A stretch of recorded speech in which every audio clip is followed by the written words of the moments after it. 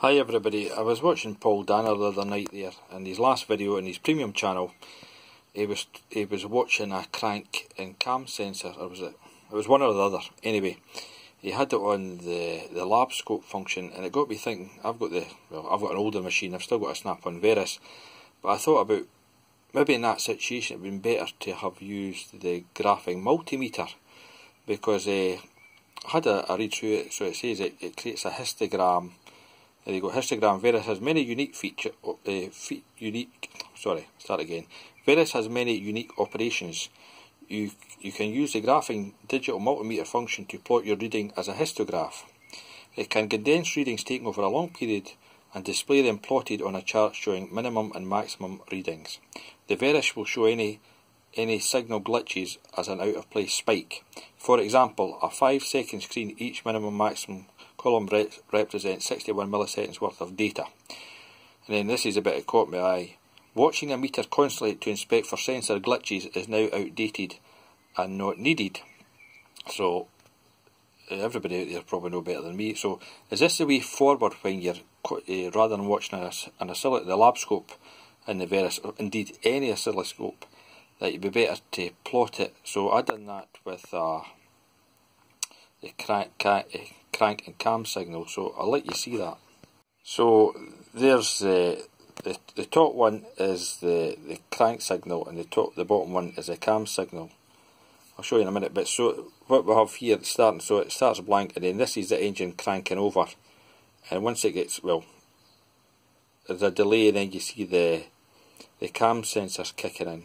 But what I thought, once the engine was running and you think you had a glitch, it maybe be better to move it to this the graphing multimeter, because you can see, well, I placed it in duty cycle for the graphing multimeter, because that made a bit more sense rather than looking at frequency. Frequency was a bit up and down. So as you can see, we go along here. I mean, it's long captures. So there you go. It's quite smooth. So you see the duty cycle of the green line, which is the cam. It's 10%, and the crank, you can see that's sitting about 50, but it's up and down because the duty cycle changes. I'll show you the actual oscilloscope pattern of it. But I thought, is this the way to go if you had a glitch? Say, rather than watching your meter all the time, if you had a glitch, what this thing's supposed to do, it's supposed to show a right downward spike right down the bottom, so you know you've got a glitch or you've got a dropout. And when it's like this, the frequency's consistent. So I think it just takes a bit of practice to see if this thing's going to work or not. But I just thought that's a way forward rather than trying to watch a lab scope pattern all the time. Keep going along this signal, it'll take you to the end here. So that's it, the engine's running, it's just at idle speed. Let's see, goes all the way along, and then that's it dying out. So that's when I switch off the engine, and you can see the frequency goes. Now the base is 1 second, so you can see there. Let me see, I'll go into this thing. I think I took about a minute's worth. So there you go. There's, it's telling you it's 67 seconds worth. So it's just over a minute worth of data plotted on that screen. And even like, I mean, I think you can run this thing up to, I think, a 5-minute screen. So you can get, I think you can record up to 24 hours with this thing. Know that you would have a car run for 24 hours. But I just thought this would be quite a handy feature.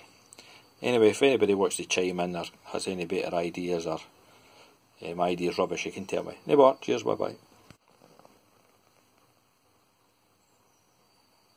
So that's the car, that's when it starts, and that's the car, that's when it finishes. That's when I turn the key off. That's the key on, and that's the key off. Now that's the signal there that I plotted with the graphing multimeter, and this is it's a save file, but it's on the lab scope. So you can see that that's the cam signal there, and that's the crank, which is a yellow. So that's what it looks like on the. Let's see, I'll just zoom in a wee bit more. That's what it looks like on the lab scope, and obviously that would be playing along. But if a glitch happens, it's quite difficult to see if it's just an intermittent. Where I think the graphing multimeter will show it far better, and I think it's something like a 100 or a 500 nanosecond capture or something like that. I remember Paul Danner telling us that as part of his training session, but there it is anyway.